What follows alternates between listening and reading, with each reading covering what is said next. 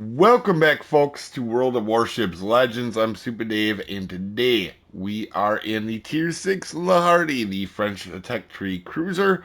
And for the Commander, if you have Robin LaFierce, I would use him with this build. Observant Rage, Look at Me Now, Perceptive, and Twist and Trick. Definitely a better build if you have them, but because it's a free to play ship, I use free to play commanders now. And as you guys can see, we're using Lewis Violet with Eric Bay, Jersey Swirsky, with Quick Fix, so that we don't need to take Unstoppable, along with Look at Me Now, Perceptive, Sidestep, and rather be torching. For our modifications, we're using Aiming Systems mod 1, and a prop and concealment as always in 2 and 3. For your upgrades, you're going to want to use the targeting systems for the extra range, the torpedoes, and then the hull. Uh, for your uh, for your consumables, you have for smoke generators. These are really awesome to have. All right, like if you haven't seen the rest of this play or the other videos, they are in a playlist on the description. These are handy smokes. And this engine boost, 20% instead of the 8, the good French engine boost. These are, this is a very good ship like the rest of the line. And you do have incendiary torps. If you don't know much about them, please watch the tier 4 video. I go a little bit more in depth with them. Survivability, you have 15-6 for health. Oh, and for your main battery, you have 6 130s, so 5.1s. Reloading in 7 seconds. The turret traverse is not terrible, but not great at 18. Shell grouping at 2. Uh, so it's decently accurate. These are a little bit lobbier shells. Your HE, we're taking the hit, which I don't normally like to take, rather be torching, but uh, again, these are pretty decent in hand-to-hand combatives, or destroyer versus destroyers. That's what I call hand-to-hand combatives. Taking the little bit of the damage reduction to gain the fire chance to go alongside your torpedoes is super beneficial. AP, if you get the opportunity, you can use it, but it's got to be close in on cruisers. And for torpedoes, uh, so when I originally saw this, I thought it had one, but it has a torpedo launcher in the middle, and then it has 2 doubles. All right, so you have 5 off of each side. I didn't scroll down the first time I seen this when I got into the ship. This middle one can do either side. They are 10 knot torps, and you do have, like I said, you get 5 of them. You can throw off either side. Now, if you use the middle one, you only have 2 on the other side. So just remember that. Torpedo range at 10 kilometers, so pretty decent. Boost distance, the time it takes to get the torps up to the maximum performance, 7.5 knots. They start out at 60, they end up at 95. They reload in 75 seconds, and the fire chance is 100. Remember, there is mitigations in the game, fire mitigations. So, but by the end of it, it is 400% like all the others, meaning you can turn people into Ghost Rider given the right opportunity.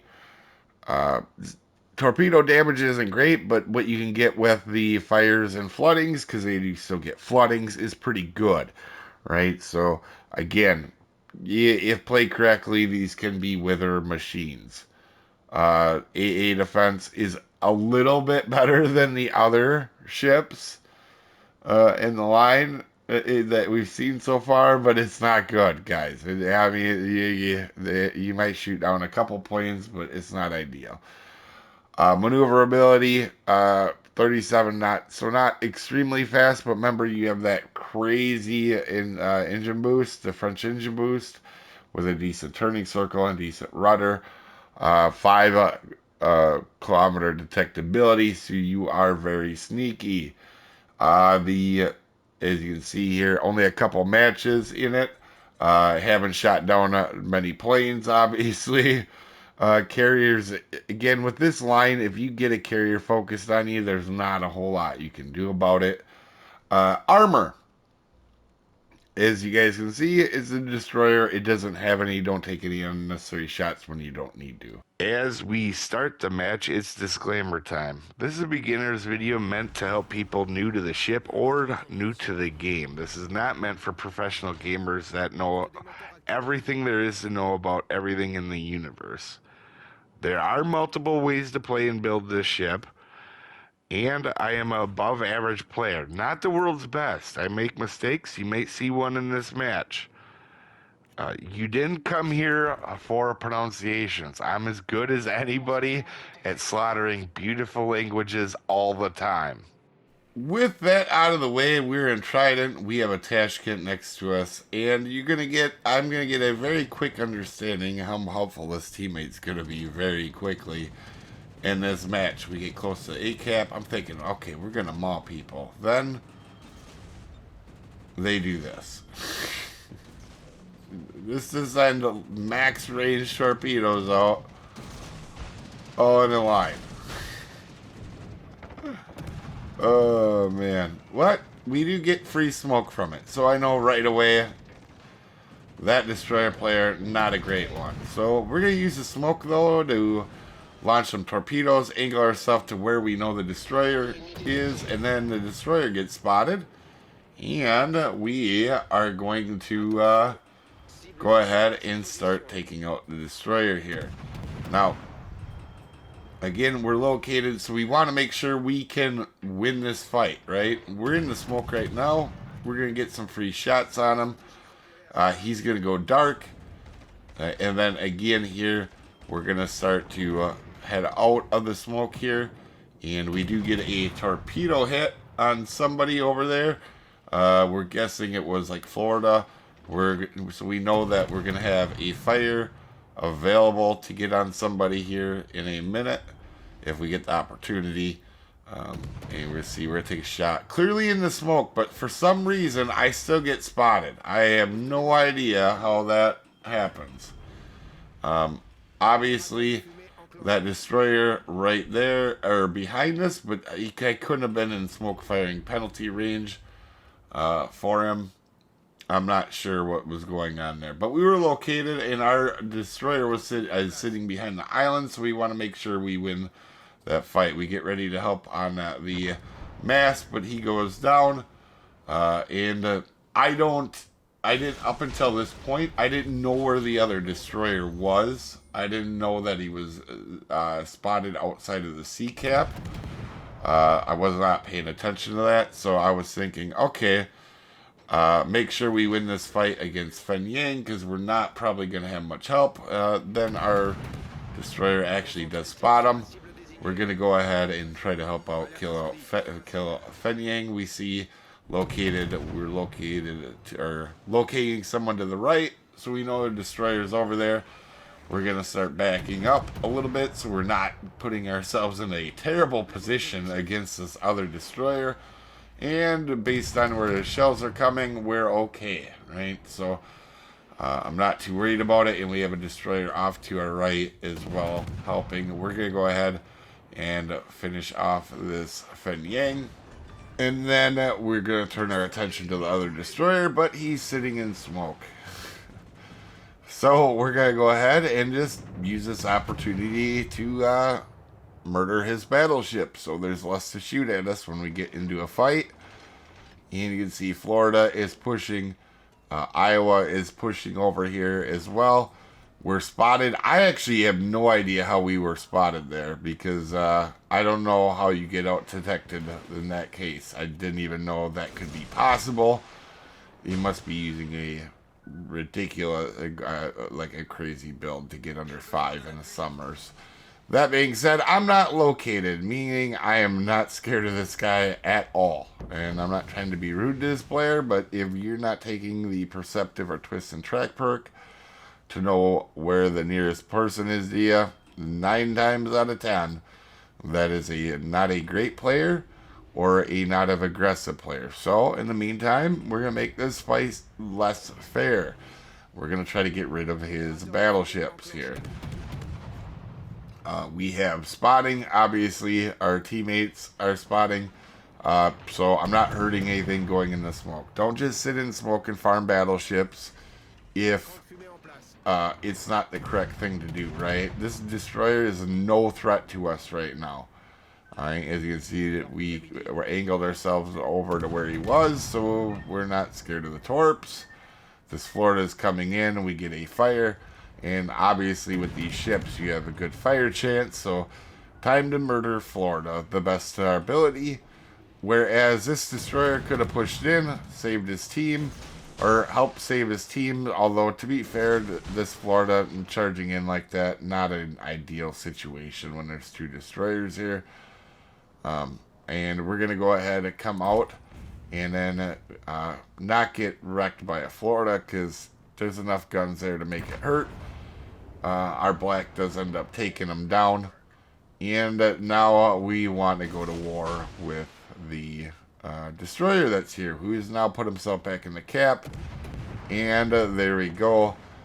He gets spotted, and not going to be a hard fight now because there's nothing to kill us, right? We're not even spotted yet. And now we're going to go ahead and murder him. And there's not much he can do about it, but you can see here,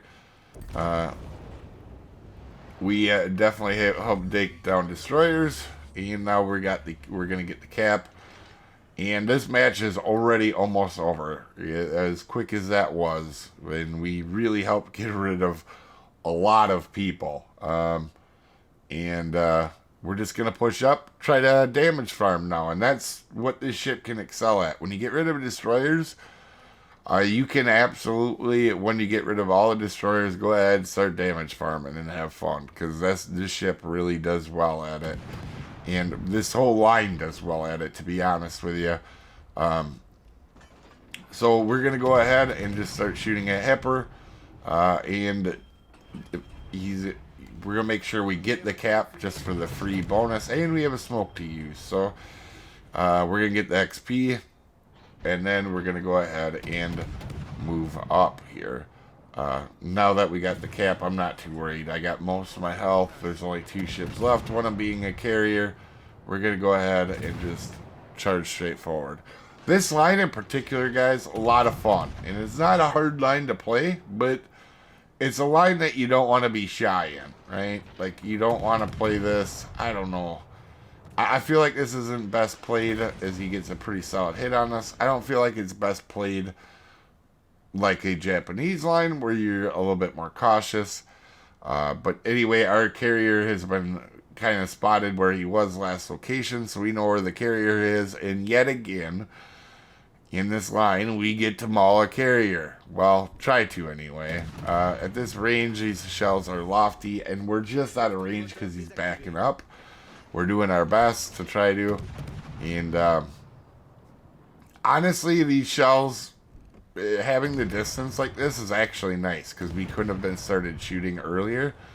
And if we didn't have a sidestep, it would have been much harder to actually get some damage on this guy. Not that it matters against other destroyers or hand-to-hand combatives, but honestly, you know, when you're just damage farming, having the sidestep does really help, especially when a carrier gets spotted, or maybe helping a destroyer, fight a destroyer at range, helping a teammate.